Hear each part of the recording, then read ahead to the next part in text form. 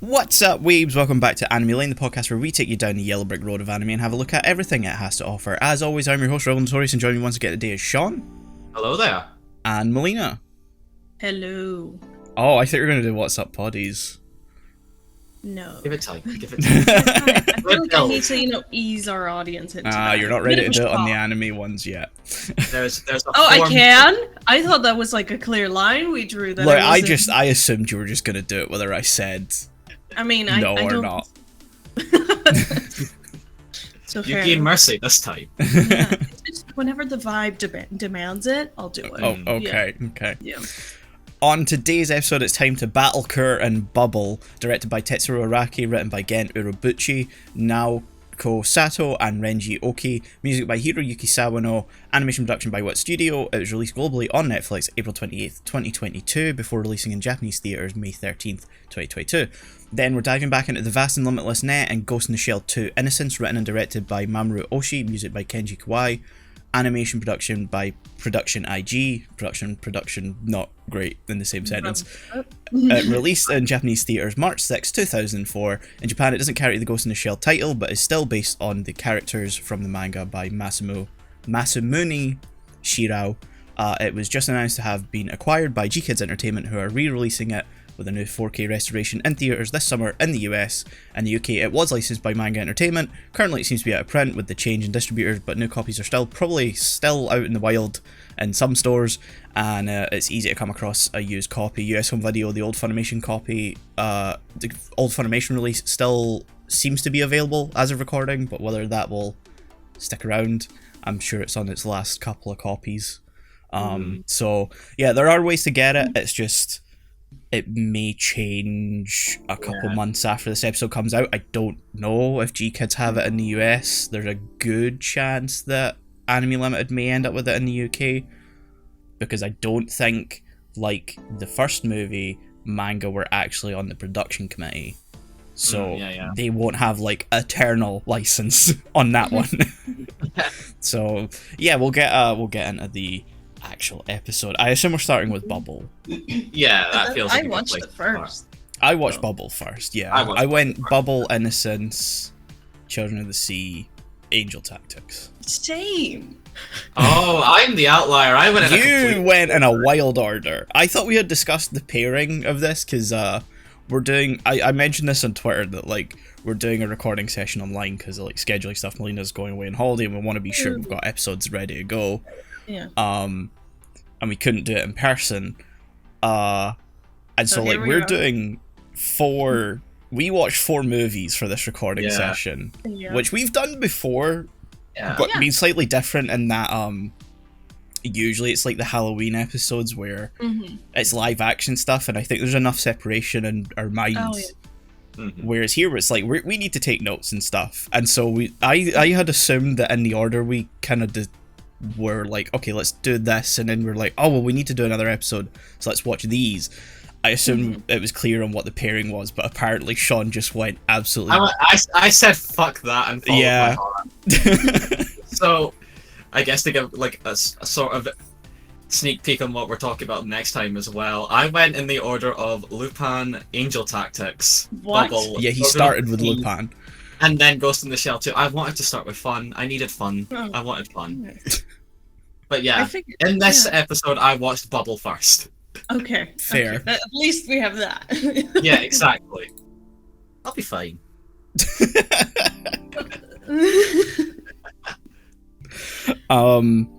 So Bubble's an odd movie, right? Yeah. It's an odd movie, yeah. Yeah. There were bubbles. Yeah, sure there were. were Lots of bubbles. Yeah. It's not an amazing movie, No. but I found it fun. Like, I'm not gonna remember it like in a couple of weeks' time. Yeah. But it's not necessarily one you go back to. No, I'd listen to the soundtrack again, 100%, but I wouldn't go back to the movie itself. Yeah, I get that. I did like the animation. I thought the animation was really good. Oh, absolutely. Yeah.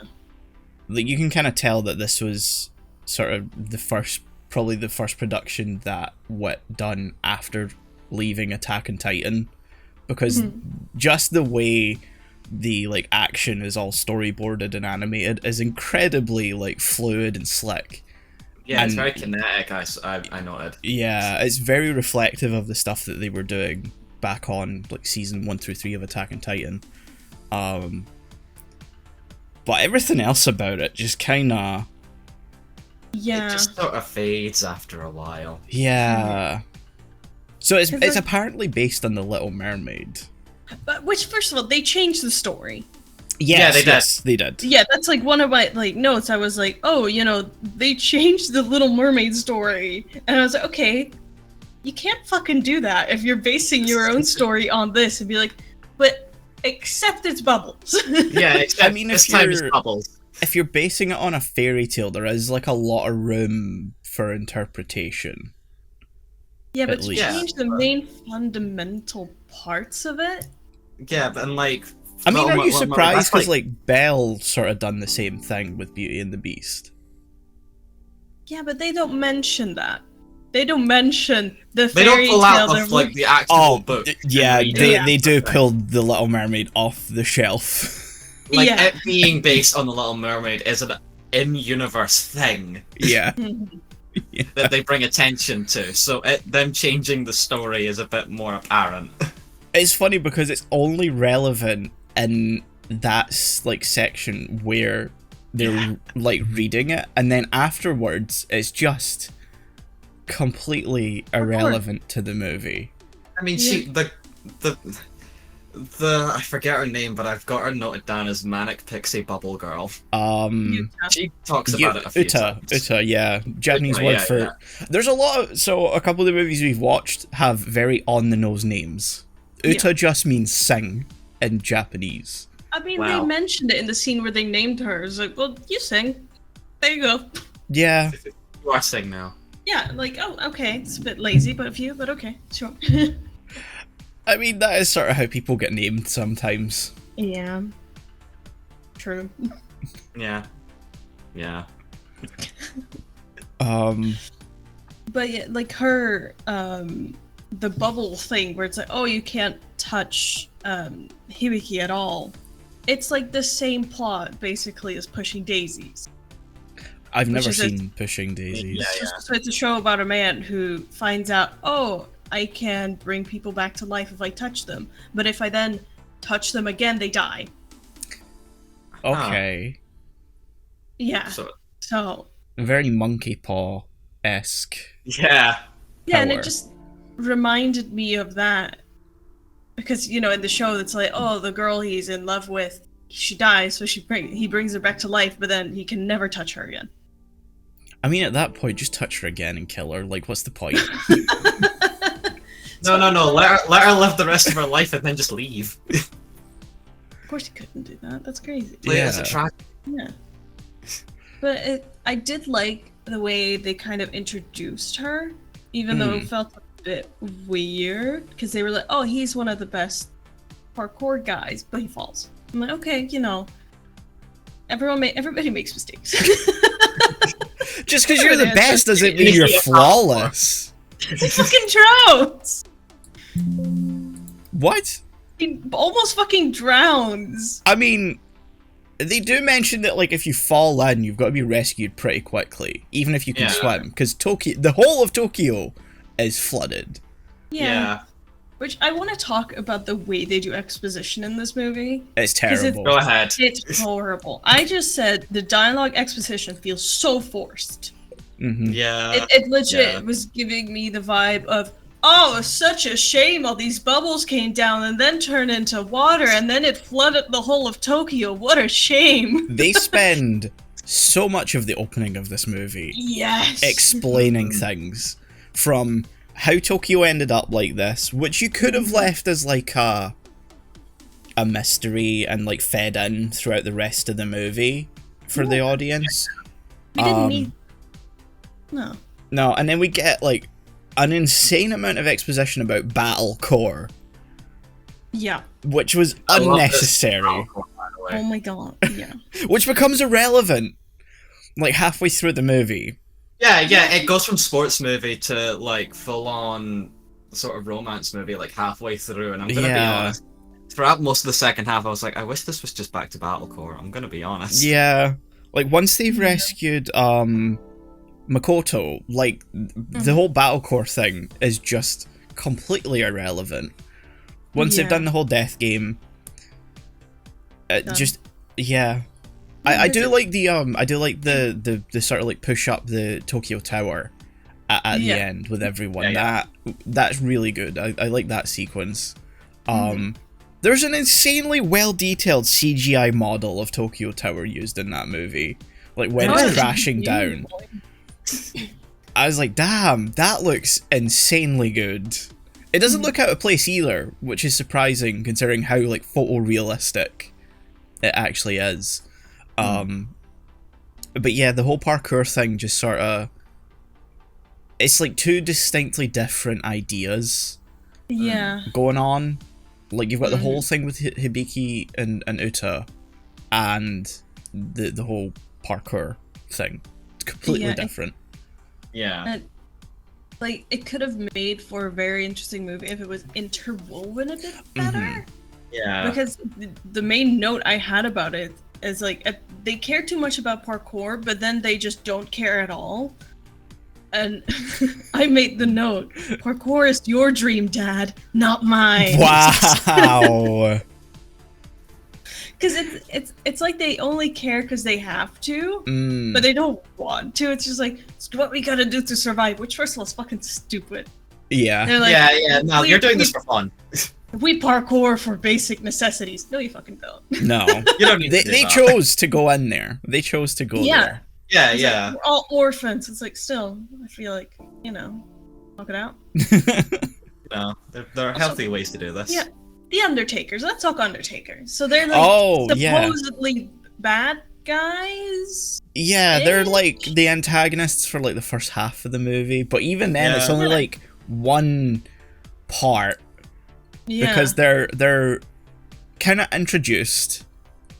Most people don't seem to get along with them, and then they kidnap Makoto, and they stage the whole battle, the death battle. Yeah. Core thing. Sure.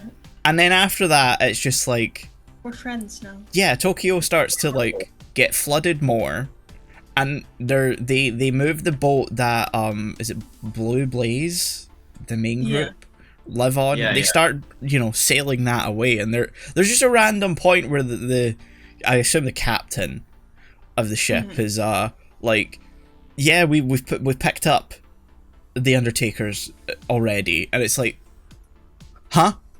What do you mean? Yeah. Yeah, no. Because it seems like they're just kind of enemies for the sake of it. It's like, oh no, we're best friends, but we need someone to parkour against. So we kind of, have this fake rivalry. But that doesn't work. And also, they as a group seem so much more interesting to me. So I think a lot of what we're bringing up ties into what I think may have happened with this movie, is that I don't think it was originally maybe pitched as a movie, and I think it was maybe pitched as a TV series. Yeah, that makes so much sense. I can, because like when I came away with that, I was like, yeah, it definitely doesn't feel like it was meant to be a movie. And at first I was like, it doesn't feel like it has enough in it to be like a full show. And I was like, well, Netflix have kind of done half-length net originals before, but then I was like, no, the more I thought about it and the more we're talking about it now, I'm like, no, there's definitely enough here for like a full 12 episode show. Oh, absolutely, yeah.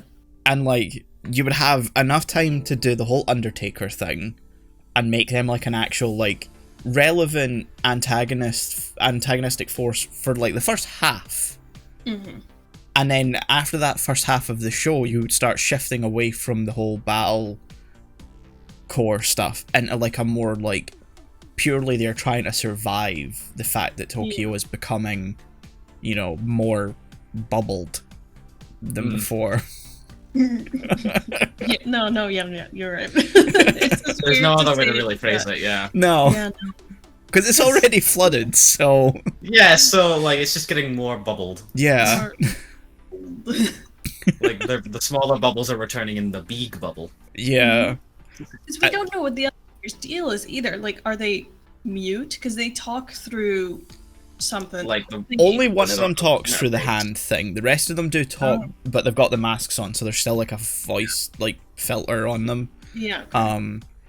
I assume that person's like mute, because even when they've like had their masks knocked off, and they just never put them back on again for the rest of the movie. Oh well, that's been me then, I guess. I've been disgraced. I can never put it back on. That character still talks with like the HAL 9000 on her hand. Yeah, the hand interface thing. Yeah. Really brings talk to the hand to a different level. It does. Yeah. They also really only have those like boot things to be relevant later. Yeah. For like them to get up the tower. We don't know how they work, which I feel like would be almost an essential thing to know. Because I assumed, they managed to put bubbles in it. That's my only assumption. I don't know. Part of me like wants to be like, it's maybe like the Attack on Titan, where it's like they've got like gas in them and it's like high pressure force to give extra. Something along those lines, yeah. Just from the way they looked. But why did they have them? Because the movie needed it. Not fair. Well, yeah, narratively the movie needed it. They do sort of explain that, like, maybe they got like a sponsorship, which they make you think is going to be an important plot point, and then it's dropped. Again, I totally understand. That's a funny shit. Yeah, like they imply that, like, maybe there's some sort of corporate sponsor that's like funding them or whatever to try and like do all this stuff, and then it's dropped because it's not part of the plot of the movie anymore. Because they're like, they're live streaming this with drones and stuff, and they're talking about death games. Maybe they have a sponsor, and it's like, they're sponsors?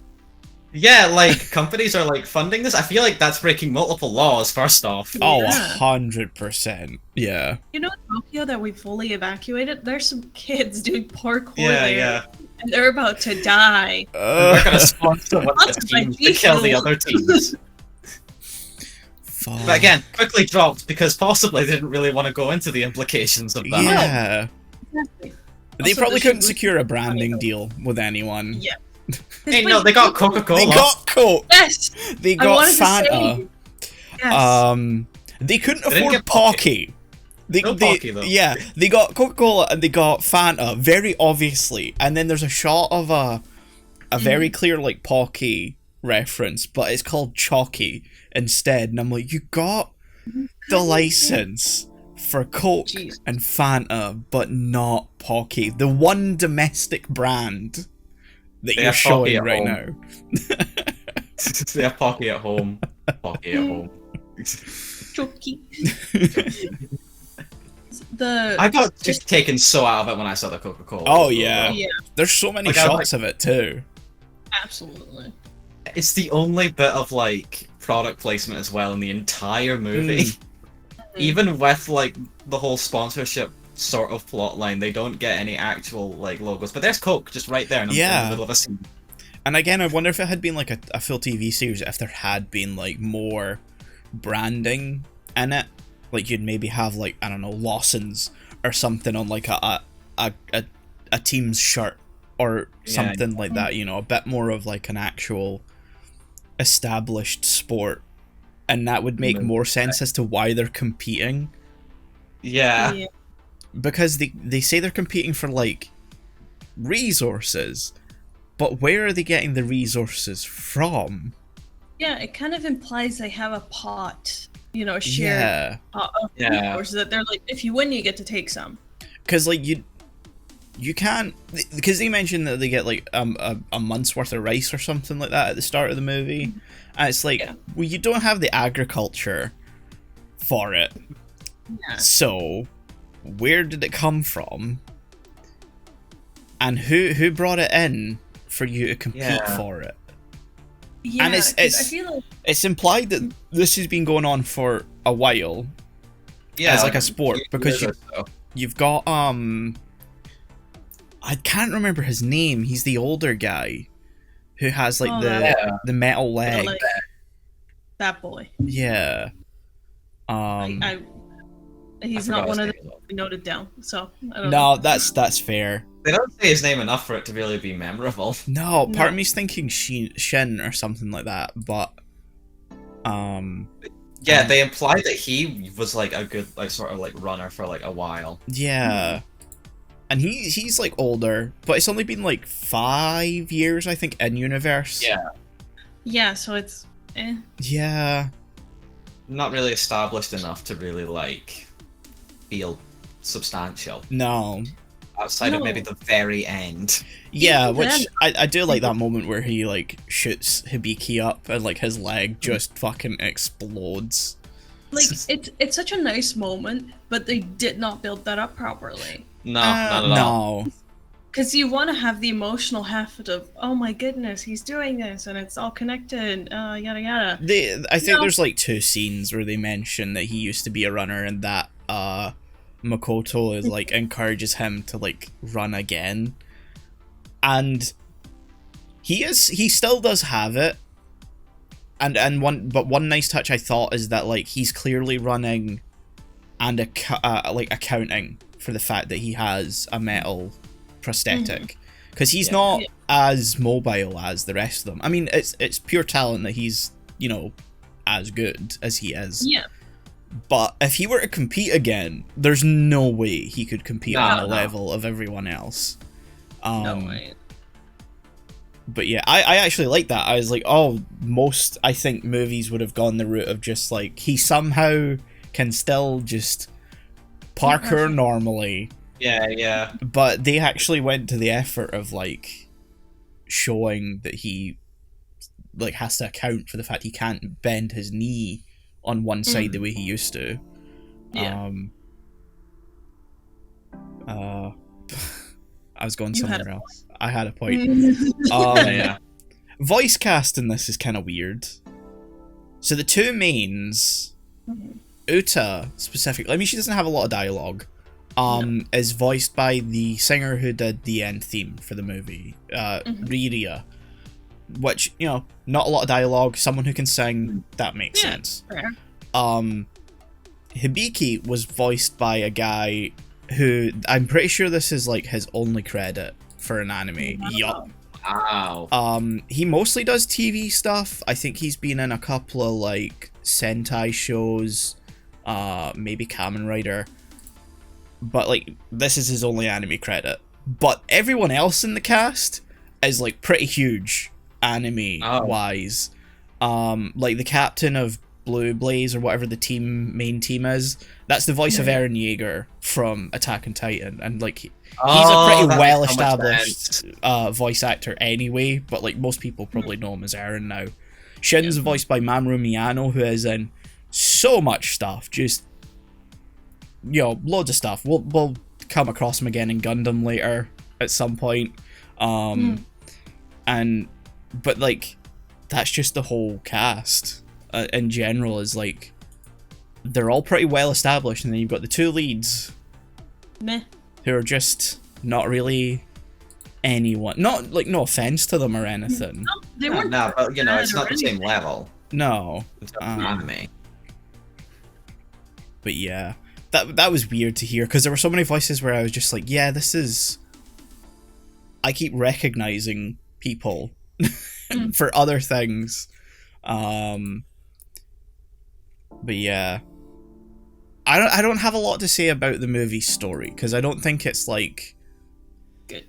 It's not a good story. No. Well, it's not good, no, but it's also, it doesn't feel as important as it really needs to be. No. And they don't do enough to like actually focus on it. It's too scattershot in what it wants to be. It's almost like little vignettes of story beats. I think I said to you that like it feels like this movie threw in like a bunch of different elements together, but it didn't give any of them the time to really like be substantial. Yeah. Because it is like almost every time something's brought up, we spend like maybe 10-15 minutes with it, and we're moving on. Yeah, we're gone. Yeah.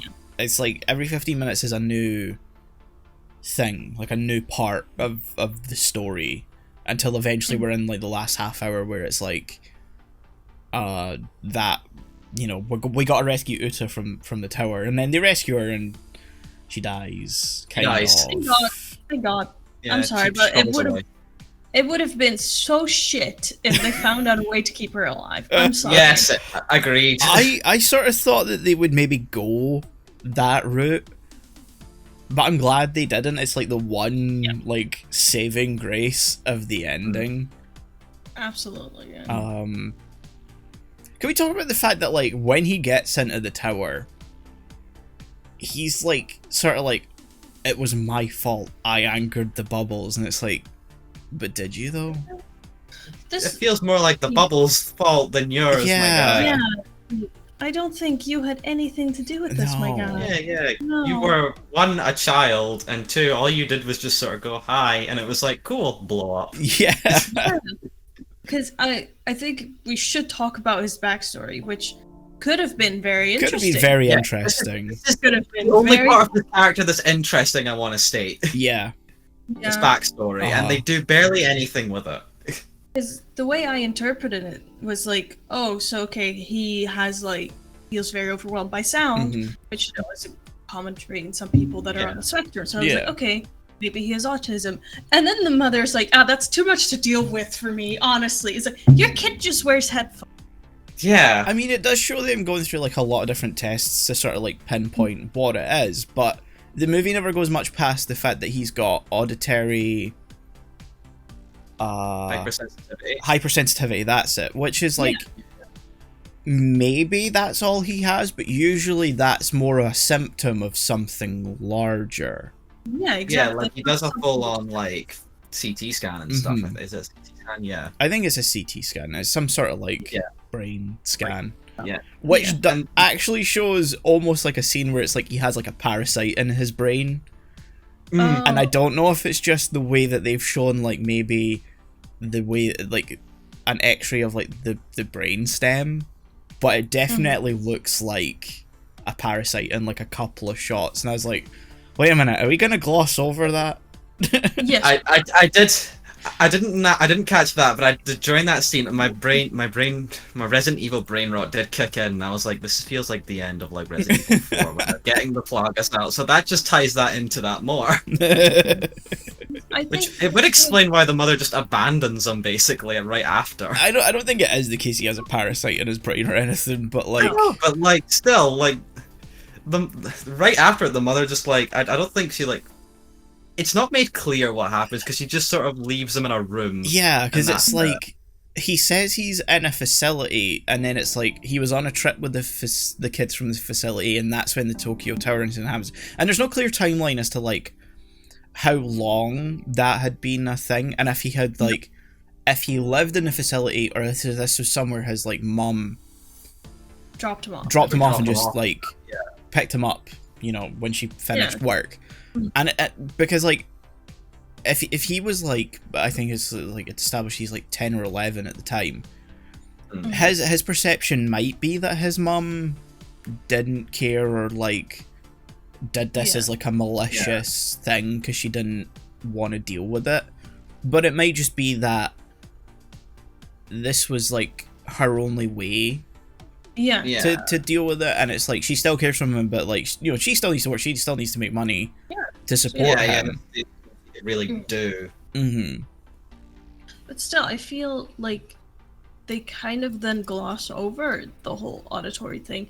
I think it would have been so much more interesting if we were shown how he deals with it as an adult. He wears headphones, but as soon as Uta shows up, he's like, I don't need it anymore. I'm like, that's not how it fucking works. Yeah, that's not how it works. Like, oh, I love you so much that I no longer have my mental problem. You've cured my autism. That's not how it fucking works. Maybe she's put some bubbles in his ears. It's starting to sound like we're talking about cocaine. Kill the brain worms with the bubble worms. Yeah. Because that's the message of the movie right there. I understand what they were trying to do with like, she sings and he connects to her through song. I'm like, you're not doing it well enough. Like what I noted about like that Belle did the song aspect so much more organically. Oh yeah, I mean Belle was like a full-on like musical, Yeah. And this wasn't. It feels like it wants to be, but then because it has that problem that we talked about earlier about it jumping between different like themes and like elements every 15 minutes, it doesn't give it enough time to really establish that. And it's insane that they didn't lean into that when they had Sawano doing the soundtrack, because if we like rewind to when we covered Promare, that has like 4 or 5 like full vocal tracks that we hear through that movie that are just non-diegetic for the audience. But there's a Sawano vocal track that's sort of diegetic to this movie. Kinda. Where she sort of sings it, but then it becomes the soundtrack.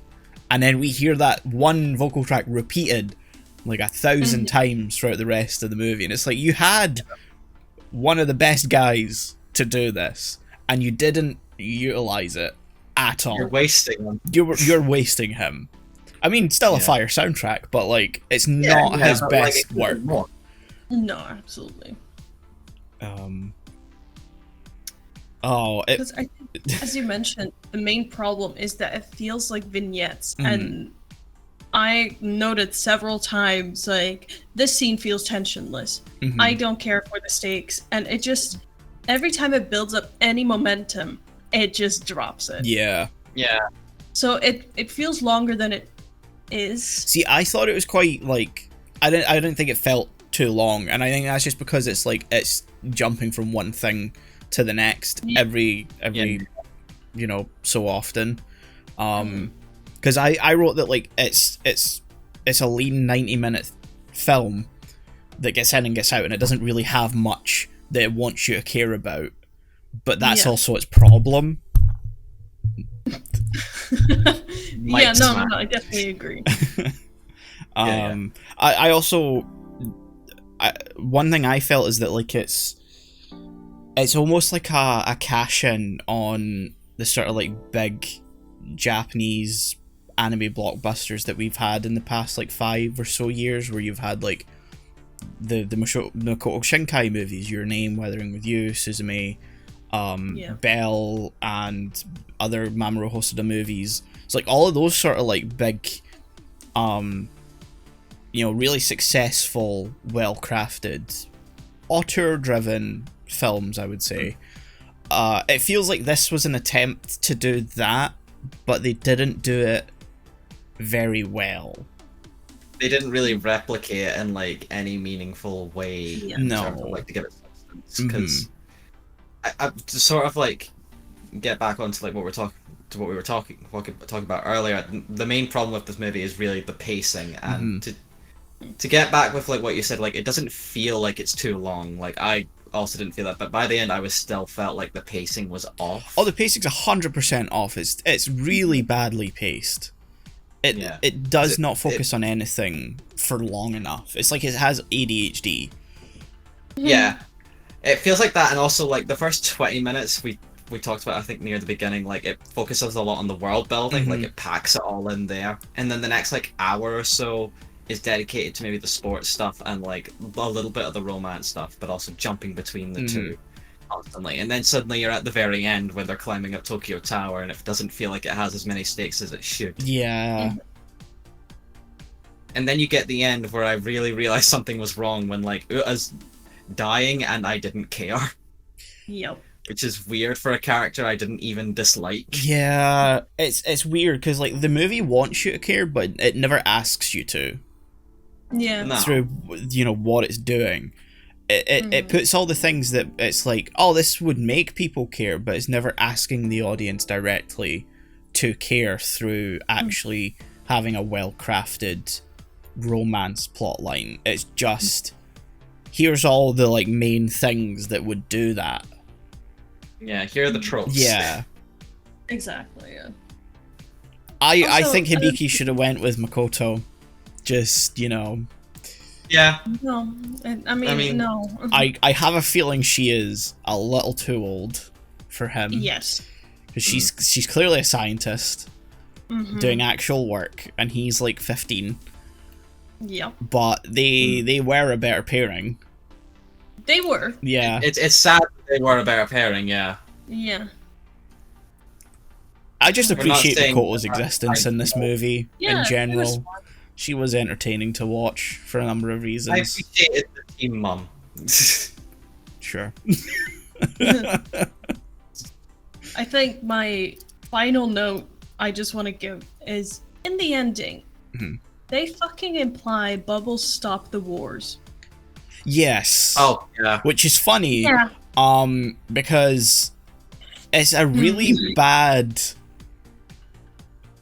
like, not a reference, but it's almost like a really bad version of something that happens in a Gundam series.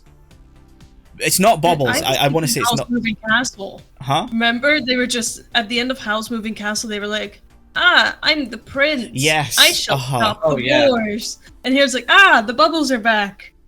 They are gonna stop the war. But there's a Gundam series, Gundam 00, which starts with like, someone piloting like one of the main Gundams coming down and almost looking like a faux religious figure, but like rather than stopping the war, it only propels it more.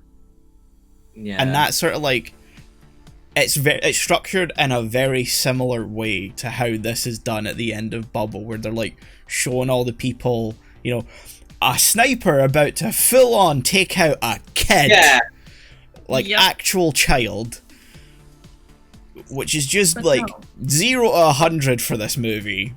It was at that point I was like, oh, this is so tonally off, because like the bubbles just come down and like you said, they sort of implied that stops the war, and it's just like, no, that kid is just gonna see the sniper and be like, just kill him. Also, nothing's gonna like stop because of bubbles. What war? We have seen nothing outside of Tokyo. Never. In this whole movie.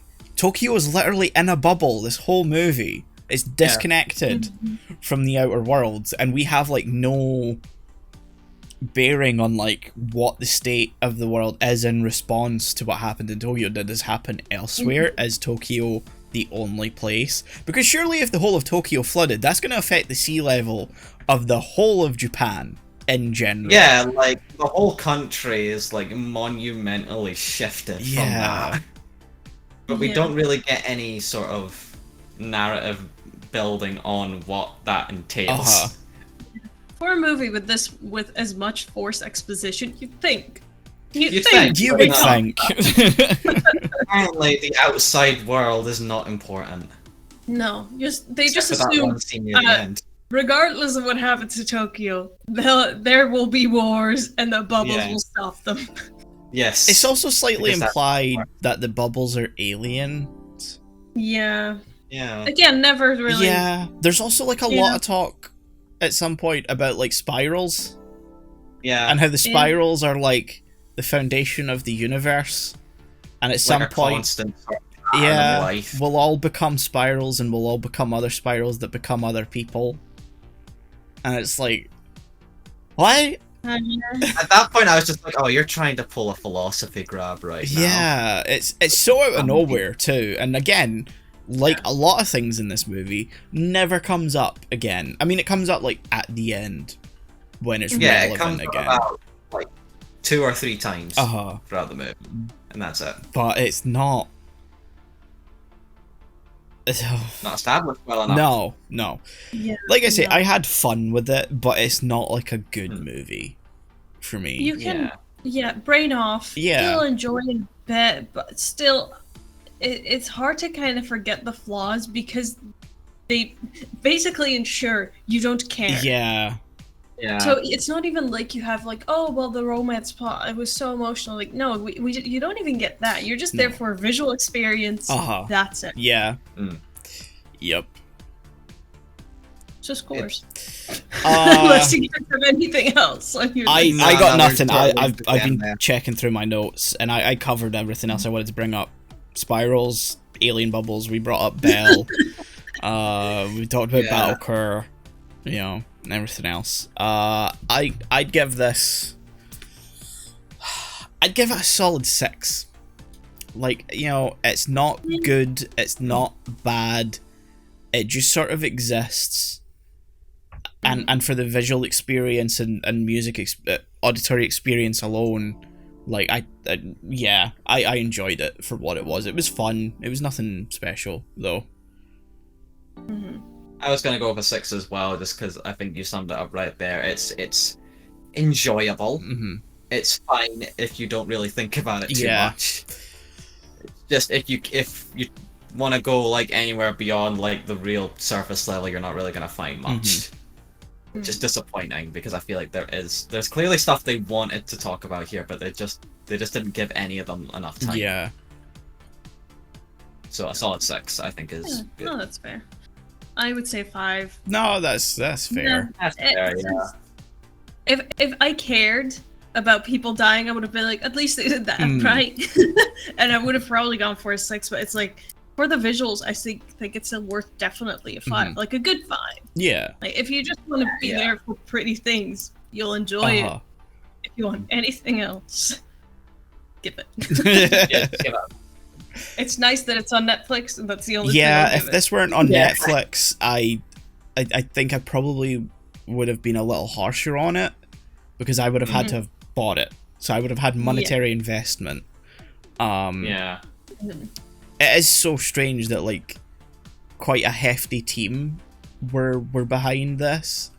You know, it's weird to me that Gen Urobuchi wrote this, because this is not his kind of thing. He's written stuff like Psycho-Pass, like a lot more kind of like darker sci-fi, a lot of death, a lot of like no characters are safe type thing. So it's really weird that this is like a light, kind of happy romance thing, and maybe that's why it's not great, because it's not his forte. Yeah, not quite his style. Yeah, but I think the most baffling thing to me is that like this is the whole team of Attack on Titan just doing that, but not Attack on Titan. If that makes sense. It's a baffling thing. Such a heavyweight like team cast, everything, and what we got was so aggressively mediocre. Yeah. Yeah. Sort of disappointing. Yeah. So we'll move on to Innocence. The better movie. The better movie. Anyone got anything they want to start with? I'm gonna pull up my notes real quick. Cool fucking intro. Oh yeah. Like that, it brings you right back kind of world, and you're like, hell yeah, let's go, let's freaking go. I love that it immediately establishes that it's using like more 3D, but in a way that just fucking works. There is so much 3D camera work here that is just so unbelievably impressive for how they're still using 2D elements within it. I do have to say it was distracting at times. I thought it was very well done in some scenes, but in other places I was like, it feels so unnecessary that I do have a note here that like there's some elements that could have used like more refinement, especially the cars. The cars are far too reflective. I get the aesthetic they were going for, and maybe that's just the limitation of it being 2004, but it's incredibly distracting for the vehicles. And some other places where they use like 3D, they maybe could have just dialed it back a little bit and not have been intense with it. I want to like just jump in here and say for where I felt that I think the most was like near the start of the movie, where like Bato's in like the sort of alleyway of like the first like, is it gynoid that they're called? I think it's gynoid, yeah. Yeah. Well, like I get what they were going for, and I don't want to knock them too much for it, because it was like 2004.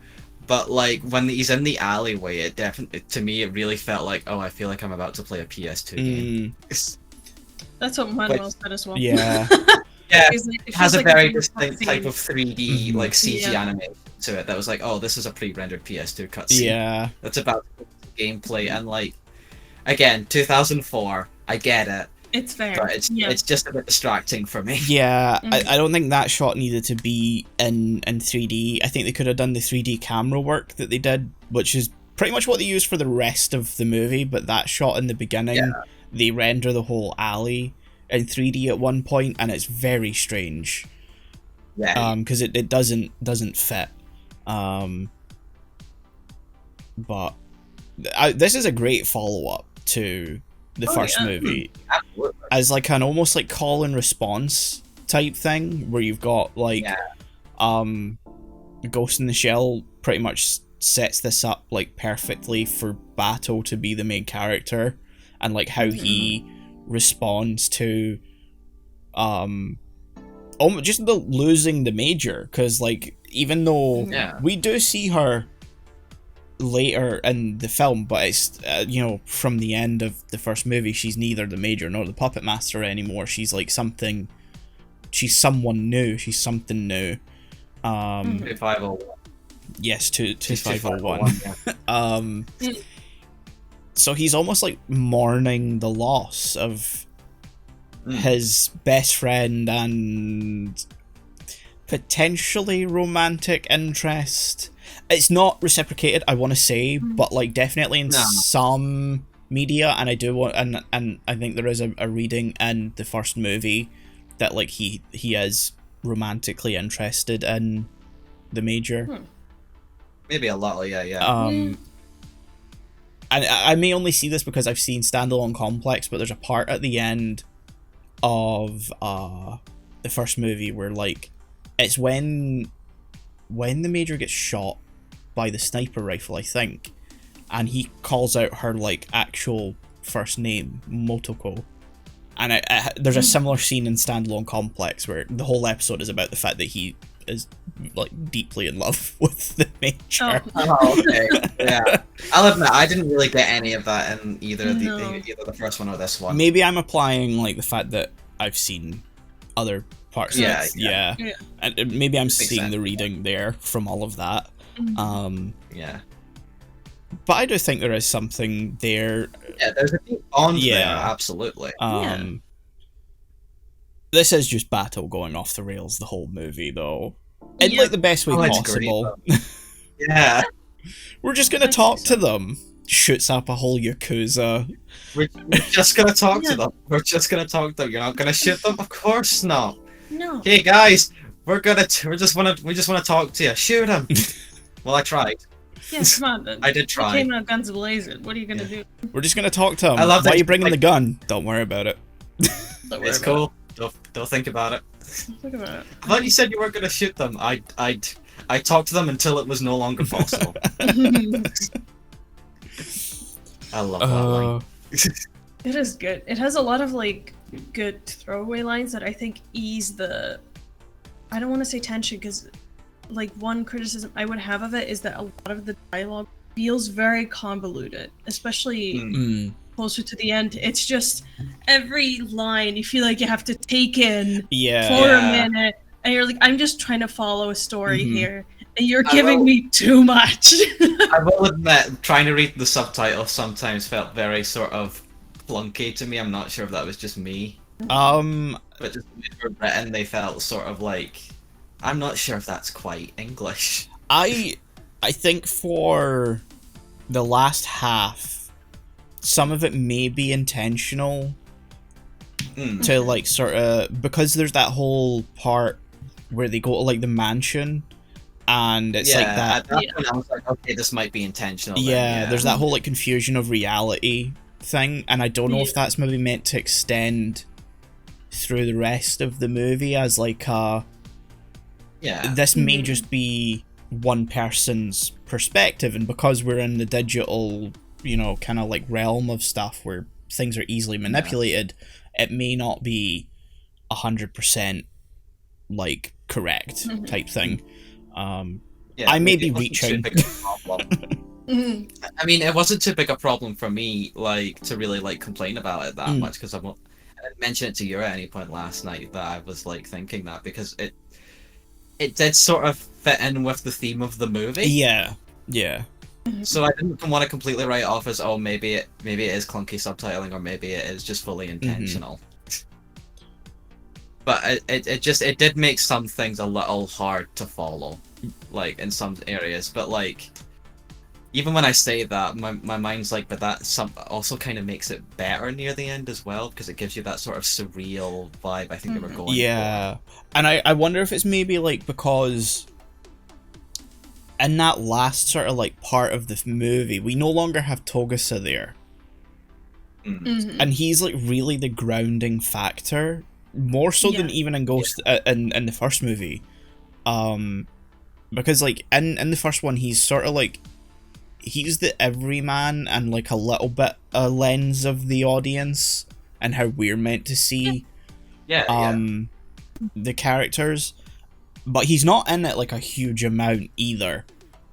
Whereas here he's like throughout the whole thing until the last part where like Bato's like attacking the ship, and so it's like we kind of lose that grounding element where, you know, Bato kind of has to keep in a certain line of, well, Togusa's only human, you know, I can't, you know, endanger him too much, but I can't expect him to understand the same level of what it means to be fully cybernetic. I love Togusa in this movie. That's just I gotta say, I respect him so much for being like, I don't want to do all this bullshit. I got a wife and kid, man. I don't want to be here. I want to go home. I don't want to die. I just want to. I feel like that's a good viewpoint on life. I want to do my job, but I don't want to fucking die here, dude. Because it's like, unless, you know, Bato's brain gets destroyed, like, doesn't matter what happens to his body. You know, he can, he'll be fine. He can just get plopped into another one. But Togusa, like, he's, sure he gets cyberized, but, you know. Sort of losing a lot in that process, so. He's very much the everyman, in the best way. He is the dude. And I don't know if it's him that kind of lends like a kind of crime noir-esque feel to it. Yeah, I felt that definitely in like the first half where they're doing like the police investigations and stuff. Because this is way more like investigatory than the first movie. We only really spend a light portion of the first movie on that, and they like immediately find the puppet master because they just show up on their doorstep. Because the plot wasn't really going in that direction, that movie. They're really sort of focusing on it. And I gotta say, I love that they've done that. Yeah. Because I really wanted to see that in this movie. A lot of basset hounds. Yeah, Doc, love it. Yep.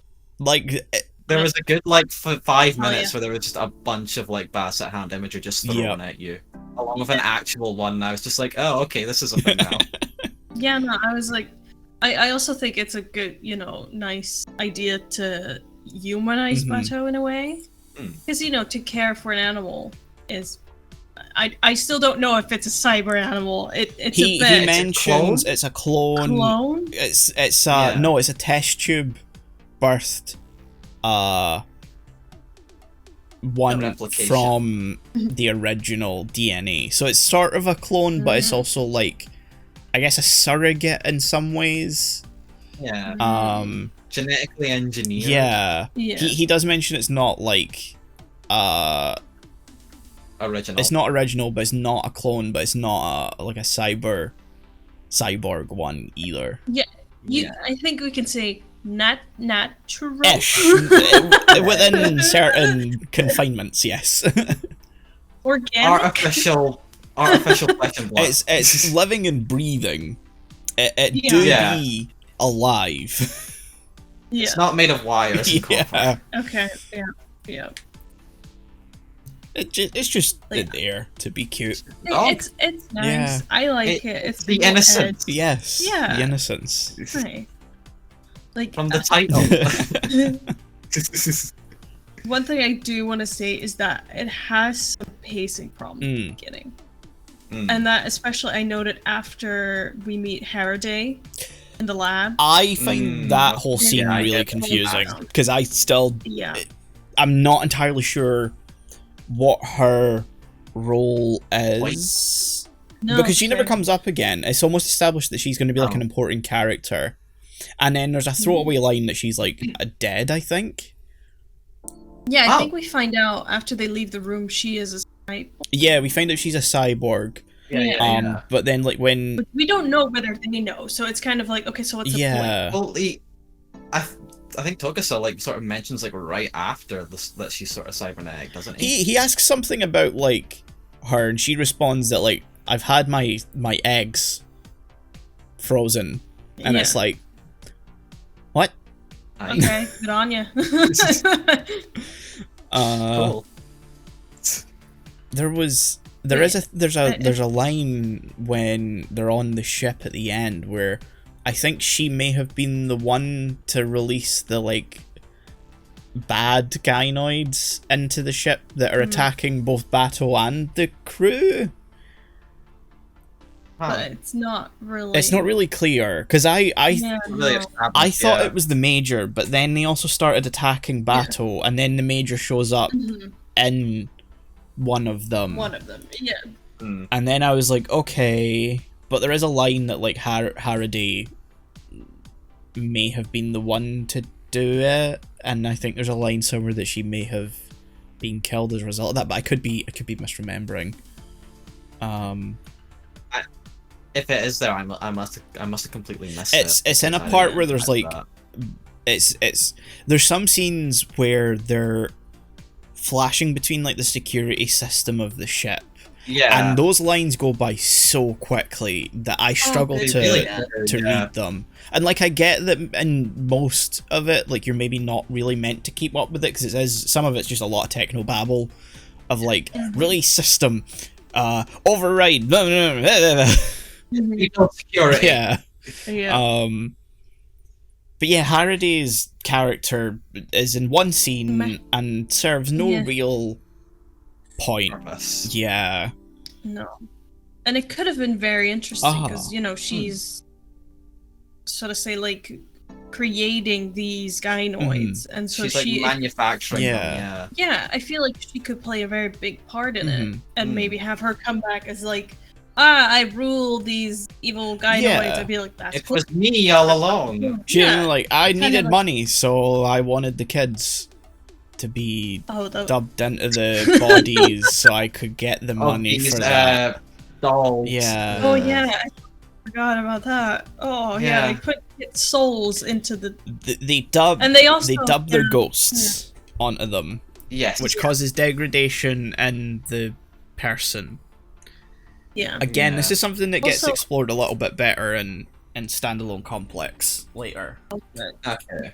Because they also mentioned that, so these newer gynoids, they, for one, have the ghost of the kid, but also have a funky new function that we then never talk about again. Yeah, it's mentioned once, and like, I mean, I hate that like the first time you meet one, you're like, are those what I think they are?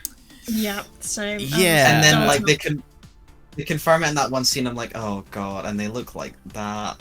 Yeah. If they didn't look like kids, it would have been. It would have been fine because like my immediate thing was like, oh, those are like geisha dolls.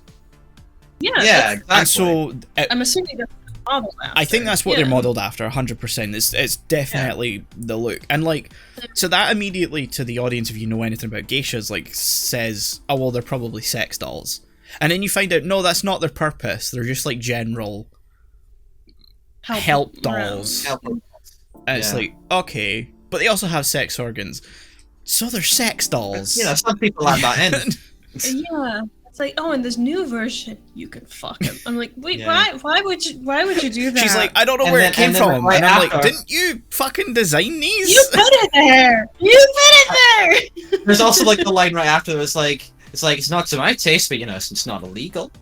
It's not technically illegal, and it's like, that's not helping. Yeah. This is like illegal and moral, you know. Yeah, ethical implications are a huge thing. I don't know if she's maybe talking about the fact that like it's not illegal for robots to have that as like a function, you know, to yeah. But it does sort of, because of their design, come across as like creepy as fuck. Yes. But whether that's meant to feed into, like, the whole... Yeah. Unnerving aspect of it. Because, yeah, they are supposed to be creepy. Yeah. Yeah, I recognize that. Like, even from the first scene where they pop up, it's very, like... Every scene with the doll where, like, they sort of open up their faces like that is obviously meant to be played in, like, a sort of horror tone. Which I did appreciate, but, like... Oh, yeah. I don't know, it feels like that was maybe just a step too. I feel like they do play with body horror a little bit more in this. Yeah, the actual body horror is, like, good. Yeah. You don't need to tell me that, like, they're used for that. No, yeah. I need to know that. We could have done without that. We kind of would assume. I think it would have been better coming from literally any other character. Like, if this had been when they were talking to the chief, and, like, he's like, well, the guy, the Buffins down in, you know, robotics, they discovered that they have, you know, sex things. And then it's like, okay, well, you know, clearly this is fucked up, and that's not meant to be. But the fact that as far as we're concerned, the designer / builder / works for the company who makes them person, the representative, like, talks about that, and she's like, it's not illegal. It's like, okay, but you're now really giving a different intent behind this. Yeah.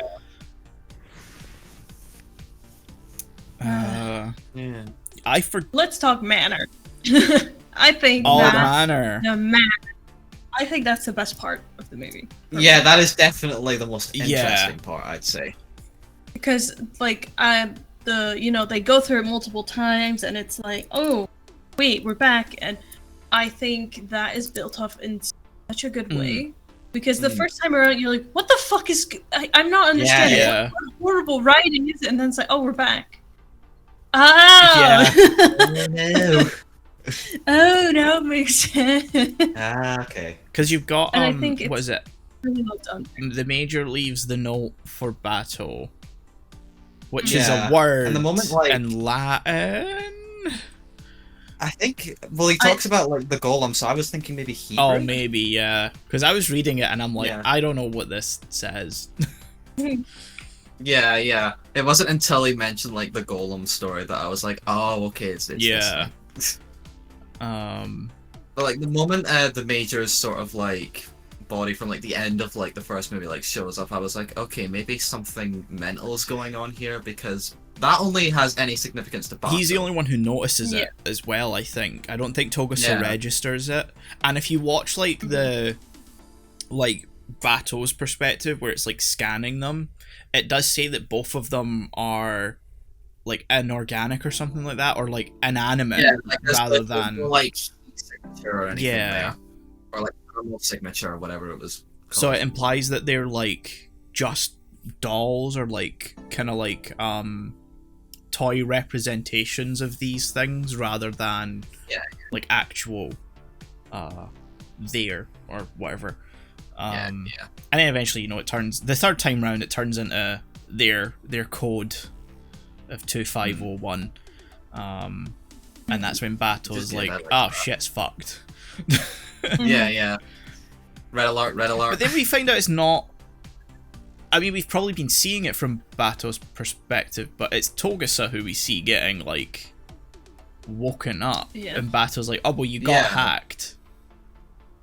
Okay, but we were seeing it from your perspective. Maybe he didn't want to admit it, but again, that could be reaching. Yeah. He was like, I wasn't hacked. No, it was just you. Be, they were using him waking him up as, like, just the sort of, like, way to show that they're waking up at all. Yeah. Like, really, they both woke up, but, like, in order to show that, like, they just sort of did it in a way where it had Bato waking him up. Yeah, Bato would have too much pride to say that he got hacked as well, I think. Yeah. Especially in this movie. Yeah.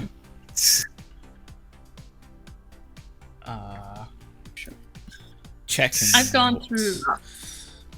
I mean, that whole sequence was good though, and I loved how, like, how confusing it was at first when, like, when they first looked back into the beginning of the scene. I had a moment of did my player just, like, crash? Yeah, but there's, like, I like that there's, like, enough differences. Yeah, because I think you see a different perspective as well. Yeah. In the Sure. And then like as we see it more and more, it's like it becomes progressively different every time we see that start, to eventually just the point where we don't even hear their conversation at like the statue thing, which I'm not sure how they got there in the first place. Because it doesn't seem like there's another path. That seems like that's a thing for the mansion. And you just hear a gunshot and they just run straight into the mansion. So it's like every time we see it, it's like it's getting more and more sort of like condensed down. Yeah, degraded. That's a good way of putting it. Almost like Bato's waking up from it. Yeah. Especially when it's like the sort of the puppet guy that they're talking, like Kim. Sort of his like form sort of shifts until eventually it's like Togusa's That's right, yeah. body is. And at that point I was like, oh fuck. It gets real fucky. Just a whole good sequence all around. Yeah. Like, I honestly just have one note left on my list, and it's. I feel like they tried to use the concept of exposition hope in the pool, which is a very specific way to give your audience exposition while also having something visually interesting so you can get away with kind of info dumping. Okay, I got you. Yeah. But I think with the language they used, it just didn't work, because when you use that concept, you want to have the, auditory information be very simplistic, because your eyes are not where the info's coming from. You're looking at something that's happening that's so interesting on the screen that you can kind of take in the information that's being given to you. Yeah. And if it was just in simpler language at times, I think that could have worked really well. But I also understand that for like the sake of this franchise, so to say, there's a lot of like deeper meaning within it. So maybe it is watch it multiple times before you fully get it. Yeah, because like second time around, I'll say that like I remember first time watching this thinking, oh, this is a good follow-up, and that was kind of it. And then watching it this time, I was like, oh, this is like a really good like sequel, in the sense of like it's doing something different and focusing on a different character, but it's fundamentally the same thing, the same themes, just explored from like a different perspective. Where like the Major was like where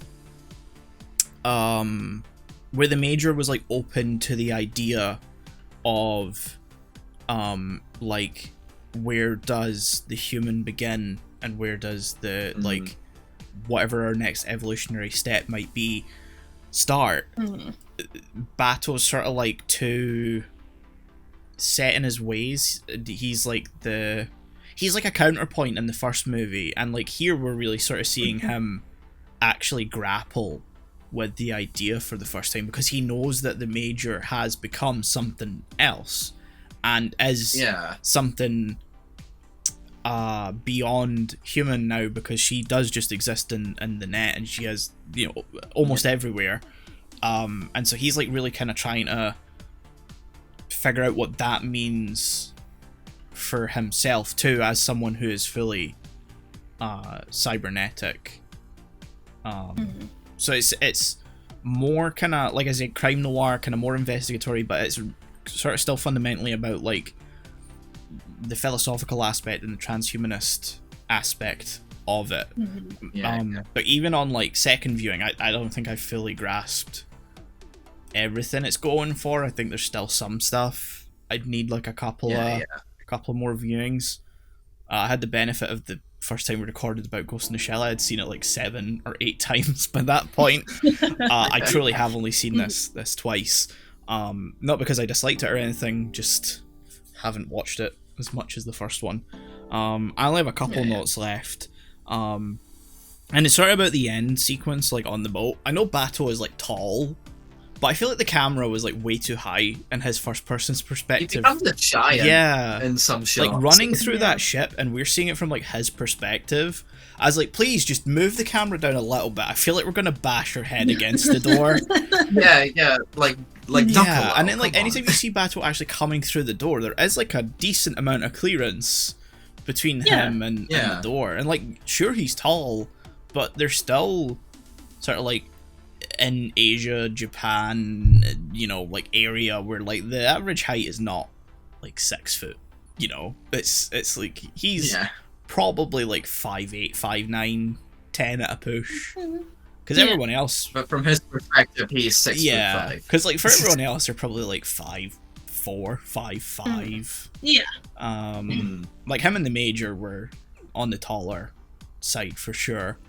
And then like my only other one is that when the Major shows back up on the boat, you can really feel Bato just being like, I don't want to be the main character. You can take that, you know. Yeah, please. Yeah. Get this role away from me.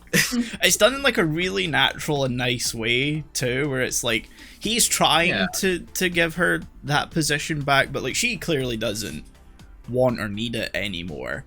And it's like it's still very much like he's reluctantly having to be the main character. I think that's a good character. Yeah, 100%. So I think that worked very well for the movie. Just having be like, I don't want to be the main character, and she's like, you're being the main character. Yeah. No. I don't wanna. And then we've got the very James Bond-esque end credits theme. That's I was listening to that and I was like, damn, this does just sound like a Bond song. I almost broke into sneak. No, that's actually it's a good comparison as well, which again also meant to be very Bond-esque through intention. Yeah.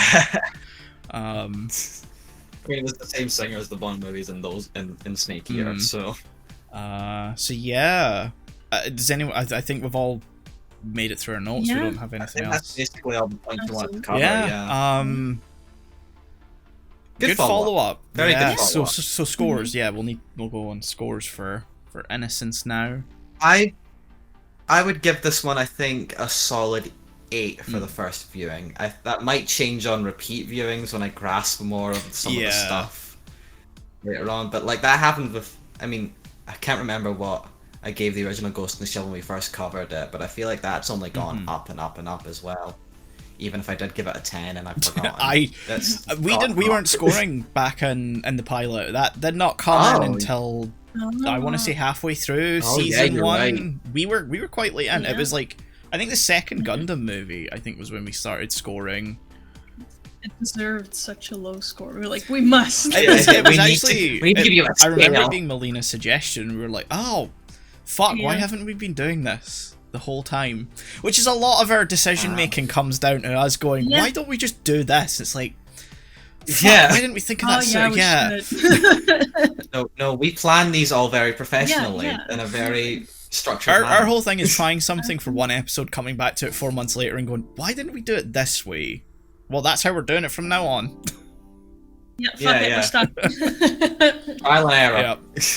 So yeah. But yeah, I'm giving this about an 8 for now, pending next viewings, which may put it up. Melina? I'm a bit on the lower side. Like, I think it has some really good concepts, but the execution as it is very meh. My first viewing, I'm not sure, but I'm for now sticking with a 6. Okay. But I think that could definitely like rise either 1 or 2 points, depending on like more watches. So the first time I watched this, which I had actually liked had, was like 6 years ago, so it's been a while. Wow. That was I gave it an 8. This time I bumped it up to a 9 because I do think it is a fantastic follow-up. It does have its issues, and I don't think it'll ever make its way past a 9. I don't think it can be a 10 out of 10 for me like Ghost in the Shell is. But I do think it's a really solid follow-up with that, even with its faults, is like a shining example of like how you do an unnecessary sequel, quote unquote. Because this isn't adapted from actual material. This is just like Mamoru Oshii had an idea and made it. Ran with it. So, 9 out of 10 for me. Nice. So yeah, a good diverse range of opinions we have there. I like that. And I wouldn't say we disagreed too much on anything. It's not like Promare or we don't talk about or Pompo where Never forget Mom. but yeah, so that's been this is like start of season 3 for us. This is the first actual anime episode. You've heard the Reddit episode last week, which is weird to say last week. Next week, I do regret to inform everyone, it is going to be another Reddit episode. We're not out of ideas, it's just the way everything's going right is now. purely, yes, it's purely a scheduling thing. Like I said at the start, Melina's going away on holiday, and like we just wanted to make sure that we had this first month set, ready to go. Nothing was gonna fuck up. Because even though Melina will be back before most of these episodes are even out, we didn't want to run into any potential issues, especially because we're still having problems with our mixing desk. And I'm going to be looking into that with the time afforded by recording all of these remotely. So it's a necessity. Yes. So yeah, next week will be another Reddit reading. I think it's going to be best of Redditor updates is what we've landed on. Whether it'll be one or multiple, I don't know. It depends how long it takes us to get through it. We'll see. We will find out. And then after that is going to be Children of the Sea and Lupin the Third Angel Tactics. And hopefully this is a consistent thing I can do. I can let you know what's coming after the next weeks. I can let you know what's coming up next. So yeah, join us next time. Oh, and you'll also have heard our new end theme that I've put in. Melina has no idea what the fuck I'm talking about. No, what's happening? This is so fun. Oh my god, I'm hearing it right now. It's so fun. They won't be hearing it right now. It'll be when we're saying bye, it'll start to kick in. I'll send you the little clip and let you hear it. So yeah, we'll see you guys next week. Still weird to say. Bye. Why am I waving? Bye.